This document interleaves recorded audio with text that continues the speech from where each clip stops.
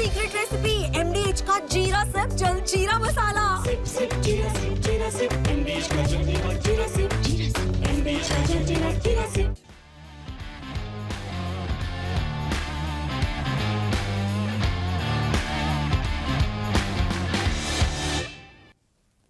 नमस्कार, स्पोर्ट्स 9 में आप सभी का स्वागत है। मैं हूं शिवेंद्र, मेरे साथ हैं मेरी सहयोगी अंकिता। और हिंदुस्तान में फिल्मों के सीक्वल आते हैं, वेब सीरीज के सीक्वल आते हैं, पाकिस्तान में उनके झूठ के सीक्वल आते हैं। जब पुलिंदा खुलना शुरू होता है तो पता चलता है कि ये भी झूठ था, इससे पहले जो बताया गया था वो भी झूठ था, वो जो परसों बताया गया था वो भी झूठ था, और शायद अब जो आगे बताया जाएगा वो भी झूठ ही होगा। कैसे एक बार फिर पाकिस्तान के झूठ का पुलिंदा खुला है, इस पर बातचीत करेंगे और साथ ही साथ आपको बताएंगे कि किस तरह अपनों ने ही पाकिस्तान के क्रिकेट बोर्ड में इस तरह की बेवकूफ़ियां कर रखी हैं कि वहां की जो साख है पूरी की पूरी टीम की, बोर्ड की, वो लगातार उस पर धक्का लग रहा है। शुरुआत करते हैं आपको उस दावे से पाकिस्तान के, जहां उन्होंने कहा था कि साहब मैच रेफरी ने माफ़ी मांग ली, इसीलिए हमने दोबारा खेलने का फैसला कर लिया। लेकिन सच्चाई क्या है ये आपको बताते हैं। फिर सामने आया है पाकिस्तान क्रिकेट बोर्ड का एक झूठ। मैच रेफरी पायकॉफ्ट ने माफ़ी नहीं मांगी, ऐसा कहना है ICC के सोर्सेस का। कप्तान, मैनेजर और हेड कोच को बुलाकर उन्होंने अपनी बात रखी। उन्होंने अपनी बात जब रखी तो उसमें यह बताया कि आखिर वो क्या चाहते थे। वो नहीं चाहते थे कि किसी तरह का टीवी पर जब टॉस ऑन एयर हो रहा है तो कोई एक ऐसी दृश्य दिखाए जाएं जो अच्छे ना लगें क्रिकेट फैंस को, जिनसे गलत मैसेज जाए, जिससे इस खेल की छवि को नुकसान पहुंचे, इस टूर्नामेंट का नाम खराब हो। इसलिए उन्होंने सिर्फ और सिर्फ एक तरीके से एक मैसेज पास ऑन किया, और एक मैसेज पास ऑन करने के साथ साथ खराब हो सकने वाली स्थितियों को, परिस्थितियों को संभालने का काम किया। ये उन्होंने अपनी तरफ से बात रखी, और उस बातचीत के बाद मैच खेलने के लिए पाकिस्तान की टीम तैयार हो गई। अब उसके बाद क्या हुआ कि पाकिस्तान क्रिकेट बोर्ड की तरफ से एक वीडियो जारी किया गया। उस वीडियो में कप्तान, हेड कोच और पाकिस्तान टीम के मैनेजर थे, और साथ ही साथ ICC के मैच रेफरी ND पायक्रॉफ्ट, जिनका लगातार आप जिक्र सुन रहे हैं, वो थे। और उस वीडियो को दिखाकर ये बताया गया कि साहब उन्होंने माफी मांग ली है। उस वीडियो को अगर आप देखेंगे तो वीडियो म्यूट है, यानी उस वीडियो में कोई आवाज नहीं है। और अब ICC के सोर्सेस की तरफ से जब ये खबर आ गई है कि हमने कोई माफी नहीं मांगी, या हमारे मैच रेफरी ने कोई माफी नहीं मांगी बल्कि अपनी बात रखी है, तो समझ में आ गया कि ये एक और ड्रामा था, ये एक और इस तरह की बल्कि नौटंकी थी जो इस वक्त पाकिस्तान क्रिकेट बोर्ड में बड़े आराम से चल रही है, और जिस पर हम लगातार बातचीत कर भी रहे हैं। चलिए अब आपको बताते हैं कि कैसे मोहम्मद यूसुफ के थोड़े से बोल जो है वो बिगड़े थे, तो वो तो खैर अपशब्दों पर आ गए थे, और कुछ अपशब्द तो नहीं कहे रमीज राजा ने, लेकिन बोल उनके भी बिगड़े हैं। रमीज राजा पाकिस्तान के सीजन एडमिनिस्ट्रेटर्स में से हैं, PCB के चेयरमैन रह चुके हैं, अपनी टीम के कप्तान रहे हैं, थोड़े समय तक सलामी बल्लेबाज रहे हैं, एक प्रतिष्ठित नाम है, दुनिया भर में कमेंट्री करने जाते हैं, बात करते हैं। लेकिन उन्होंने जो बात कही है, अगर वो आरोप जो लगा रहे हैं उन आरोपों में कोई आधार होता, कोई तर्क होता, तो चलिए बात मान भी ली जाती। लेकिन तर्कहीन आरोप लगाना सिर्फ इसलिए कि हम एक नया बवाल खड़ा कर दें, कुछ ऐसा मकसद है उनका। क्या कहा है उन्होंने वो भी आपको बताएंगे, लेकिन सबसे पहले आपको बताते हैं किस तरह से उनके बिगड़े बोल। मैच रेफरी ND पायक्रॉफ्ट पर उन्होंने बेवजह आरोप लगाया है, भारत की तरफदारी का आरोप लगाया है उन्होंने मैच रेफरी पर, और ND पायक्रॉफ्ट की ही मौजूदगी में वो हैंडशेक विवाद हुआ था, जिसका हम लगातार अपडेट आपको दे रहे हैं अपने चैनल पर, स्पोर्ट्स 9 पर। इससे पहले मोहम्मद यूसुफ ने सूर्य कुमार यादव पर अपशब्द कहे थे, उस पर भी हमने काफ़ी चर्चा की थी विस्तार से, और उसकी आलोचना की थी, और साथ ही साथ ये भी जवाब दिया था कि वो जो इरफान पठान का नाम घसीट रहे हैं वो नाम ना घसीटें तो बेहतर होगा। चलिए सबसे पहले आपको दिखाते हैं रमीज राजा ने क्या कहा है, और उसके बाद फिर अंकिता से इस पर रिएक्शन लेंगे कि किस तरीके से ये जो ड्रामे का सिलसिला चल रहा है ये कब थमेगा। दिलचस्प बात यह है कि ICC match referee ND Pycroft भारतीय टीम के चहेते हैं। जब भी मैं टॉस की मेजबानी करता हूं तो हमेशा वो वहां मौजूद रहते हैं। अभी हम आंकड़ों पर बात कर रहे हैं जिसमें वो 90 बार भारत के मैच में रेफरी रहे हैं। ये चीज मुझे काफी अजीब लगती है, और ऐसा नहीं होना चाहिए। उन्हें टीम इंडिया के मैचों में इस जिम्मेदारी को लेकर अधिकतर लगाया जाता है। अभी ये जो उनका बयान है इसकी पोल खोलेंगे, लेकिन उससे पहले अंकिता, कोई आपका रफ गेस है? जैसे टॉस के वक्त एक गेस लगाया जाता है कौन सी टीम जीतेगी, या जब हम लोग पिछला मैच खेल रहे थे तो हमने कहा कि साहब पाकिस्तान की टीम कितने रन बनाएगी, हमने कहा शायद 160, आपने कहा नहीं 130। कोई आइडिया है, कोई गेस है? ये जो ड्रामेबाजी चल रही है इसका कोई एंड होगा, या पूरा एशिया कप इसी ड्रामेबाजी में निकल जाएगा? अब पाकिस्तान के पास करने के लिए कुछ है नहीं, मतलब मैदान पर जो हमने उनका हश्र देखा, चाहे वो भले ही यूएई की टीम को हरा दिया वहां पर, लेकिन वहां पर भी पाकिस्तान की टीम लड़खड़ाती नजर आई। तो जब उनके पास कुछ करने के लिए है नहीं, तो ये तमाम सारी चीज़ें जो है वो करके इज्जत तो बची नहीं उनके पास। तो कुछ बातें कही जाए, ऐसी कही जाए कि भाई हमारे साथ अन्याय हुआ है, हमने हैंडशेक का जो प्रस्ताव दिया था वो ठुकराया गया, और बहुत सारी बयानबाजियां यहाँ पर करी गई। भाई रेफरी जो है पक्ष लेते हैं और जो आंकड़े बता रहे हैं यहाँ पर, उस तरीके का हमने देखा है कि बड़बोलापन जो है वो सिर्फ इनकी तरफ से नहीं, बाकी जितने भी प्लेयर्स रह चुके हैं जो दिग्गज खिलाड़ियों में से शुमार है, वो भी तमाम सारी चीज़ें कहते चले आ रहे हैं। और 2021 में इन्होंने ही कहा था कि अगर बीसीसीआई हमें बैक करना बंद कर दे तो मतलब पाकिस्तान की टीम जो है वो गर्त में चली जा सकती है, और वही हश्र जो है वो उनके साथ होता आया है। पाकिस्तान क्रिकेट की बात करें तो हर 10 साल हमने जो उनका प्रदर्शन देखा, जिस तरीके का क्रिकेट वो खेल रहे हैं, जब उनकी टीम में यूनिटी नहीं है, हर एक प्लेयर जो है वो इंडिविजुअल खेल रहा है, ना ही पीसीबी के साथ कोई तालमेल है, ना ही उनके कोच के साथ कोई तालमेल है, ना ही प्लेयर्स के साथ तालमेल है।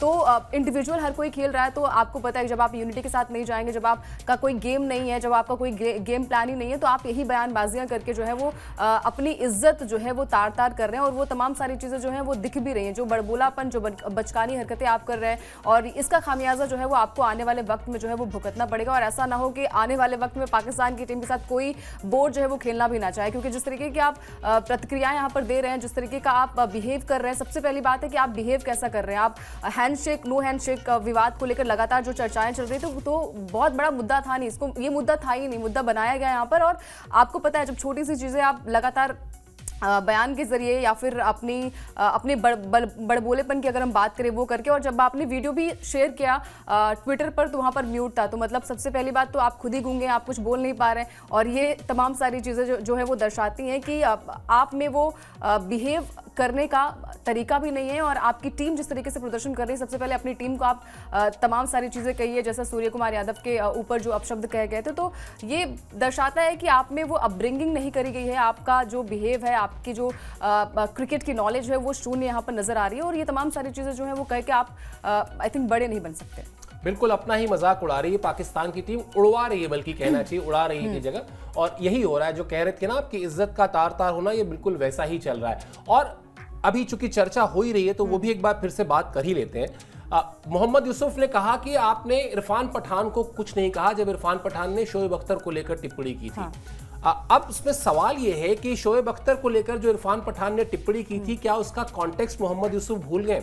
इरफान पठान का अगर आप वो इंटरव्यू देखेंगे अंकिता, तो उसमें वो बताते हैं कि कैसे फ्लाइट जो है वो उड़ रही थी उस फ्लाइट के समय, और उनके बगल में अब्दुल रज्जाक बैठे हुए थे इरफान पठान के बगल में, और शोएब अख्तर वहां उठ के आते हैं और उनके बालों पर ऐसे हाथ फेर कहते हैं और बच्चे क्या चल रहा है। तो इरफान पठान का कहना है कि जब मेरी आपसे कोई बातचीत ही नहीं है, जब मैं आपसे कुछ बात नहीं करने जा रहा हूं, तो आप क्यों इतना बड़े हीरो बनना चाहते हैं और आप बाकायदा बाल पर हाथ रखकर, मतलब मेरे तो बाल नहीं है इसलिए मुझे तो तकलीफ नहीं होगी, लेकिन जिसके बाल हैं वो आप उस पर रगड़ कर कहिए कि हाँ बच्चे क्या चल रहा है, तो उसको क्रोध आएगा ही आएगा। तो फिर उस पर उन्होंने रिएक्ट किया था। यहां तो अब अगर इस पूरे प्रकरण में आप देखें, मोहम्मद यूसुफ है कौन? जैसे वो कौन सी फिल्म थी जिसमें वो पूछता है तुम कौन, तो वो कहते हैं मैं खामखा, तो ये तो खामखा वाले रोल में थे, और वहां पर जाकर इस तरह से अपशब्द कहना, तो ये सबसे बड़ी चीज है कि कोई कॉन्टेक्स्ट नहीं है। वहां पर आप जाकर स्टूडियो में अपशब्द कह रहे हैं और वहां पर एंकर्स आपको ठीक करा रहे हैं, हंस रहे हैं, वो आपको रोक नहीं रहे हैं, आपके माइक को बंद नहीं कर रहे हैं, लेकिन वो उसको एक तरीके से बढ़ावा ही दे रहे हैं कि चलो जी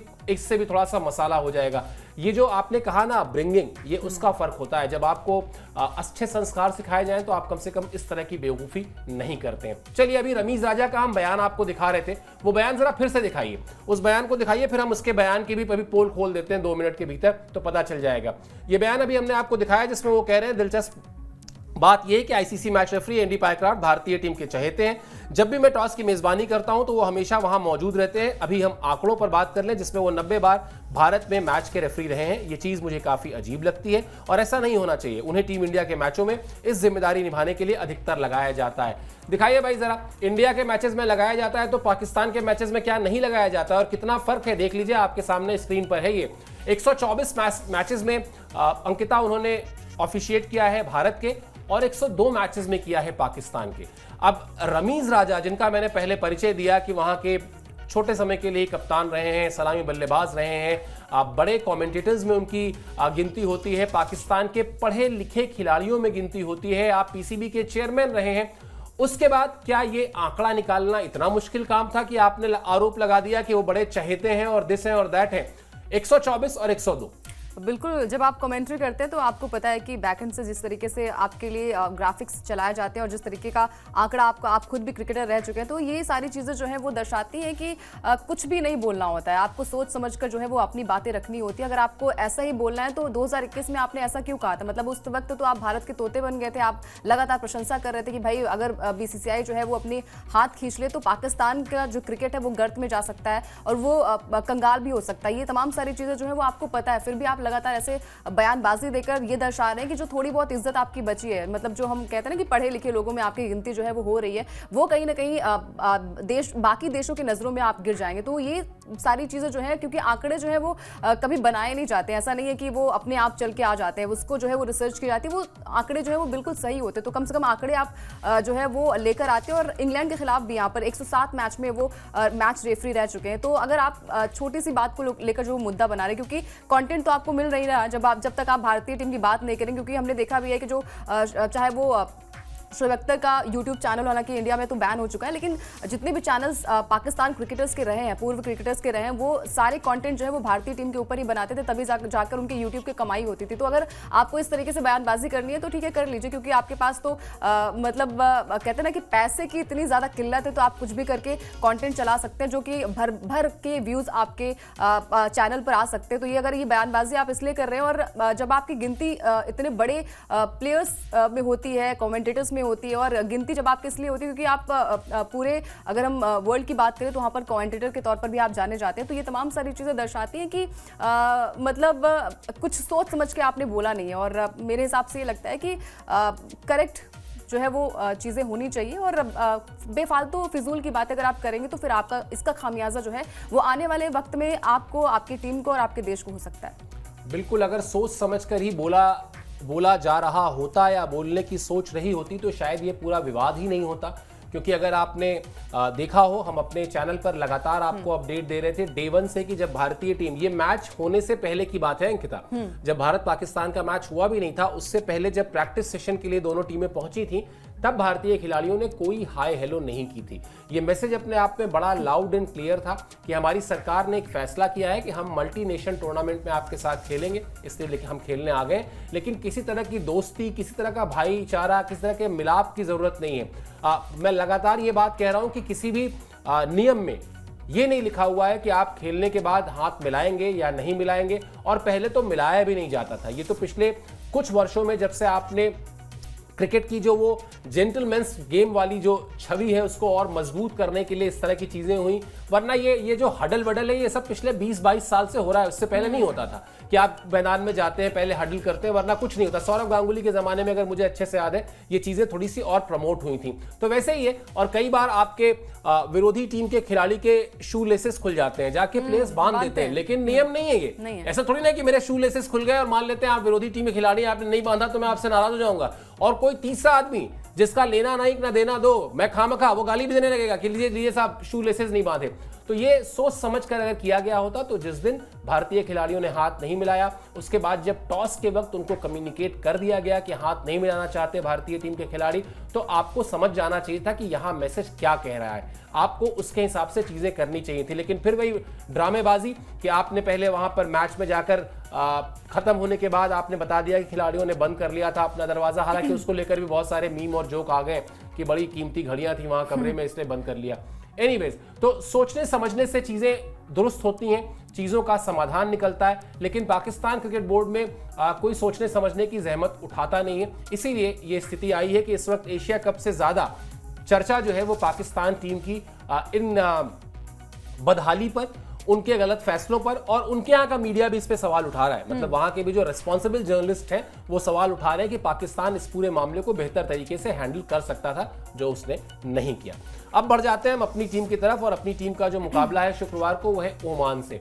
अब T20 फॉर्मेट, छोटा फॉर्मेट, हम हमेशा कहते हैं कि आपको सतर्क रहना चाहिए। उसके अलावा भारतीय टीम ना सिर्फ T20 वर्ल्ड कप चैंपियन है, बल्कि ICC रैंकिंग की नंबर 1 टीम है, इसलिए भी उसको सतर्क रहना चाहिए। अगर उसको एक टफ फाइट भी मिल गई तो फिर आप कहेंगे कि नहीं साहब, देखिए ओमान की टीम ने बड़ा अच्छा खेल खेला, ऐसी ख्वाहिश होगी ओमान की टीम की, लेकिन भारतीय टीम ऐसा कुछ होने देगी नहीं, इसकी संभावना जो है आपको बहुत प्रबल दिखाई देगी। अपडेट दिखा दीजिए, शुक्रवार को ओमान से भारत का आखिरी लीग मैच है। रिंकू सिंह को इस मैच में जगह मिल सकती है, इसके अलावा हर्षित राणा को जगह मिल सकती है। अर्शदीप सिंह का खेलना भी लगभग तय लग रहा है। हार्दिक पांड्या और जसप्रीत बुमराह को आराम दे दिया जाएगा, यानी वो दो गेंदबाज जो आपको लगातार पहला और दूसरा ओवर फेंकते हुए दिखाई दे रहे थे अब तक के मैचेस में, उनको रेस्ट दिया जाएगा। और एक बड़ा बदलाव ये होगा कि पहले 2 मैच दुबई में खेले गए थे और ये मैच अबू धाबी में खेला जाएगा।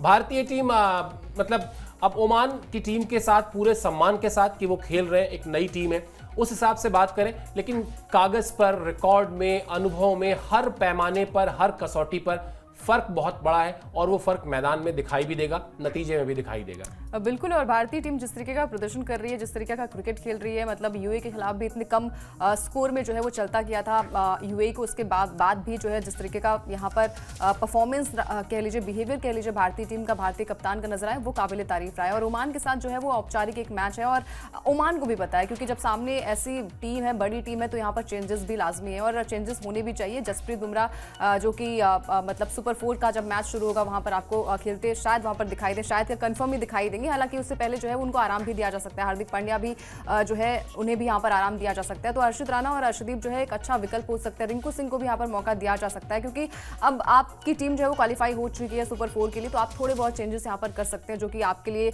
बाकी प्लेयर्स के लिए भी अच्छा होगा। कम से कम आप 1 या 2 मैचेस आपको खेलने का मौका मिले, जो कि अर्शदीप को लगातार लेकर बात हो रही थी कि भाई पहले मुकाबले में जब उनका नाम नहीं था तो हर कोई यही कह रहा था कि भाई 99 विकेट्स उनके हैं T20I फॉर्मेट में, तो 1 विकेट लेते ही उनके 100 विकेट भी पूरे हो जाएंगे। तो ये मौका है, एक चांस है उन्हें अपने आप को प्रूव करने का और दुनिया के, भारत के जो है वो सबसे अच्छे गेंदबाज बनने का मौका यहाँ पर अर्शदीप के पास होगा। हार्दिक पांड्या की बात करें, जिस तरीके की गेंदबाजी वो करते हैं और जिस तरीके का रिकॉर्ड भी पाकिस्तान के खिलाफ बनाए, काबिल तारीफ है और एक्सपीरियंस मैटर करता है, तो उन्हें आराम मिलना चाहिए। और ये मैच जो है वो एक अच्छा मैच होना चाहिए, जैसा हमने यूएई के खिलाफ देखा था वैसा ही प्रदर्शन भारतीय टीम भी करेगी और ओमान की टीम भी एक जेंटलमैन क्रिकेट जो कहते हैं ना वो प्रदर्शन करती नजर आए, तो काफी अच्छा नजर आएगा। बिल्कुल, और ओमान की टीम की कोशिश यही होगी, जो थोड़ी देर पहले मैं कह रहा था कि प्रयास वो यही करेंगे, जब इस तरह के टूर्नामेंट में जहां बड़ी टीमें होती हैं वहां इस तरह की एक अपेक्षाकृत कम अनुभव वाली टीम जाती है, तो हमेशा वो कोशिश यही करती है कि वो कम से कम इंटेंट दिखाए, वो जो मेहनत करके यहां तक पहुंचे हैं।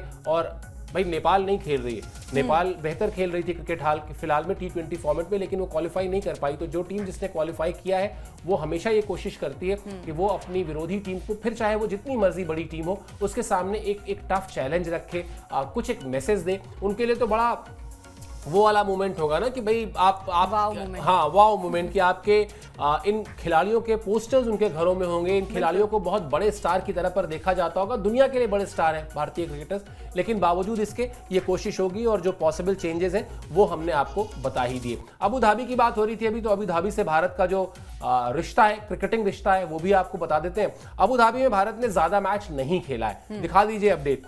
भारत को अबू धाबी में खेले गए 1 मैच में जीत मिली है, यानी सैंपल साइज बहुत छोटा है, लेकिन रिकॉर्ड जो है वो 100% का है विक्ट्री के हिसाब से देखा जाए तो। अफगानिस्तान के खिलाफ टीम इंडिया ने जो 1 मैच यहां खेला था उसमें 66 रन से जीत हासिल की थी, यानी बड़ी जीत हासिल की थी, कन्विंसिंग जीत हासिल की थी। एक बड़ा माइलस्टोन भारतीय टीम का यह है कि टीम इंडिया अपना यहां पर 250वां इंटरनेशनल मैच खेलने उतरेगी और इसी के साथ जो दुनिया भर में टीमें हैं अंकिता, जिन्होंने सबसे ज्यादा T20 मैच खेले हैं, उसमें पाकिस्तान के बाद नंबर 2 पर भारत आ जाएगी। पाकिस्तान इस मामले में भारत से आगे है, पाकिस्तान ने 250 से ज्यादा T20 इंटरनेशनल मैचेस खेले हैं। बड़ी कम टीमें हैं जो इन्होंने 200 से ज्यादा मैचेस खेले हैं। इंग्लैंड की टीम है, ऑस्ट्रेलिया की टीम है, श्रीलंका की टीम है, यानी विश्व क्रिकेट की जो बड़ी टीमें हैं उन्होंने 200 प्लस मैचेस खेले हैं, लेकिन 211, 212 इस तरह से भारतीय टीम का 250वां मैच, यानी कमजोर टीम के खिलाफ, अपेक्षाकृत कमजोर टीम के खिलाफ जरूर है, लेकिन एक बड़ा माइलस्टोन मैच है। भारतीय टीम कहीं से भी कॉम्प्लेसेंट नहीं होने वाली। बिल्कुल, और अभी तक का प्रदर्शन हमने देखा है और बिल्कुल यहाँ पर एक अच्छा मौका होगा भारतीय बल्लेबाजों के पास भी, गेंदबाजों के पास भी, क्योंकि इसके बाद सुपर 4 का पहला मुकाबला पाकिस्तान और इंडिया के बीच में होगा, तो वहीं से पहले प्रैक्टिस भी हो जाएगी। और जिस तरीके का प्रदर्शन भारतीय टीम ने किया है, बहुत ही टफ चैलेंज यहाँ पर भारतीय टीम के लिए रहेगा भी नहीं। और सबसे ज़्यादा खिताब की अगर हम बात करें, यहाँ पर ट्रॉफीज़ की बात करें, तो भारतीय टीम के ही नाम यहाँ पर मौजूद है। तो एक अच्छा क्रिकेट देखने की उम्मीद है, जैसा हमने यूए के खिलाफ देखा था कि एक छोटा स्कोर बनाया था यहाँ पर यूए की टीम ने। उम्मीद करते हैं कि ओमान की टीम यहाँ पर थोड़ा सा चैलेंज जो है वो टफ थोड़ा सा दे, मतलब थोड़ी देर तक और आप बल्लेबाजी देख पाएँ, क्योंकि हमने देखा ही था कि पाकिस्तान के खिलाफ भी हमने देखा था कि 127 रन पर ही पाकिस्तान की टीम सिमट गई थी। तो बल्लेबाजी में उस तरीके का प्रदर्शन भारतीय टीम का अभी तक देखा नहीं है। तो एक अच्छा मौका है यहाँ पर भारतीय बल्लेबाजों के लिए कि भाई यहाँ पर टॉस जीते और सबसे पहले आप बल्लेबाजी कर दिए, एक बड़ा स्कोर आप लगा दीजिए, जिससे पाकिस्तान की टीम जो है वो देखते ही पहले डर जाए कि भाई भारतीय टीम अगर पहले बल्लेबाजी करती तो वो दमखम उनके बल्लेबाजी में भी और गेंदबाजी में भी है। तो एक अच्छा क्रिकेट यहाँ पर होने की उम्मीद जताई जा रही है और अच्छा क्रिकेट भी होगा, क्योंकि अभी तक जितने भी मैच भारतीय टीम ने खेले, 2 मुकाबले यूए के खिलाफ और पाकिस्तान के खिलाफ, वहाँ पर एक बड़ी जीत भारतीय टीम की आई है। और जिस तरीके का प्रदर्शन अभी तक रहा है भारतीय बल्लेबाजों का, इंडिविजुअल अगर प्लेयर्स की बात करें वो भी काफ़ी अच्छी बल्लेबाजी रही है, गेंदबाजी रही है। तो थोड़े बहुत चेंजेस यहाँ पर हो सकते हैं। और 250वां T20 मैच यहाँ पर खेलने उतरेगी। तो सूर्य कुमार यादव अभी तक जितना उनका हमने एक्सपीरियंस देखा है, जितना प्रदर्शन देखा है, और कप्तानी में तो पाकिस्तान के खिलाफ जो लगातार बातें हो रही थी कि उनके रन्स भी नहीं है, तो वो भी स्कोर उन्होंने कर लिए। तो मेरे हिसाब से यहाँ पर भारतीय टीम को टॉस जीतकर सबसे पहले बल्लेबाजी करनी चाहिए और एक लंबा स्कोर बनाना चाहिए। मतलब आप कह ही दीजिए ना, आप क्यों बच रही हैं कहने से कि 250वें मैच में 250 रन बनाने चाहिए। ख्वाहिश इनकी यही है, लेकिन बस वो है कि उसको इशारों में कह रही हैं। तो अगर 250वें मैच में भारतीय टीम को 250 रन बनाने हैं तो निश्चित तौर पर पहले बल्लेबाजी करनी होगी टॉस जीतकर, और फिर ये देखना होगा कि 250 रन अगर बन जाते हैं तो फिर ओमान की टीम का क्या हाल होता है, क्योंकि मुश्किल तो है ही है उनके लिए, वैसे ही बहुत मुश्किल है, तब मुश्किलें और बढ़ जाएंगी। रहेगी हमारी उस मुकाबले पर नजर रहेगी। उस मुकाबले से पहले जिस तरह के अपडेट्स होंगे, मौसम को लेकर अगर कोई अपडेट होता है वो भी आपको देंगे, पिच को लेकर कोई अपडेट होगा वो भी आपको बताएंगे, प्लेइंग 11 के अभी पॉसिबल चेंजेस हमने आपको बताए हैं, लेकिन जब पुख्ता जानकारी कोई आएगी इसको लेकर उस पर भी हम आपसे चर्चा करेंगे। हमारे वीडियोस शॉर्ट्स के जरिए आपको लगातार अपडेट करने का हम आपसे प्रॉमिस करते हैं। कोशिश यही रहती है कि हम उस प्रॉमिस पर खरे उतरे। रिक्वेस्ट भी वही रहती है कि स्पोर्ट्स टाइम को सब्सक्राइब कर लीजिए, क्योंकि उससे हमारा हौसला बढ़ता है। अभी के लिए आपने समय निकाला, आप हमारे साथ इस शो पर जुड़े, बहुत बहुत शुक्रिया, बहुत बहुत आभार।